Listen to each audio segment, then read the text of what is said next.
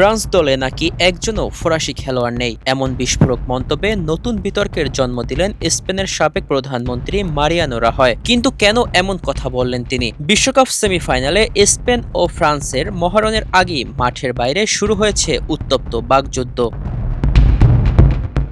স্পেনের সাবেক প্রধানমন্ত্রী মারিয়ানো রাহয় দাবি করেন, ফ্রান্স দলে বিশ্বমানের ফুটবলার থাকলেও সেখানে নাকি কোনো ফরাসি খেলোয়াড় নেই। তার এমন মন্তব্য প্রকাশের পরপরই ফ্রান্স জুড়ে শুরু হয় তীব্র সমালোচনা। ফ্রান্সের স্বরাষ্ট্রমন্ত্রী বলেন, বৈচিত্র্যই ফ্রান্সের সবচেয়ে বড় শক্তি। বিভিন্ন জাতিগত ও সাংস্কৃতিক পটভূমির মানুষই দেশটিকে সমৃদ্ধ করেছে। শুধু ফ্রান্স নয়, স্পেন থেকেও রাহয়ের বক্তব্যের কড়া সমালোচনা আসে। স্পেনের পরিবহন মন্ত্রী এটিকে দায়িত্বজ্ঞানহীন বলে মন্তব্য করেন। আর প্রধানমন্ত্রী পেদ্রো সানচেস বলেন, কোনো দেশের পরিচয় গায়ের রং, পদবি বা জন্মস্থান দিয়ে নয়, বরং দেশের প্রতি ভালোবাসা, দায়বদ্ধতা এবং অবদান দিয়ে নির্ধারিত হয়।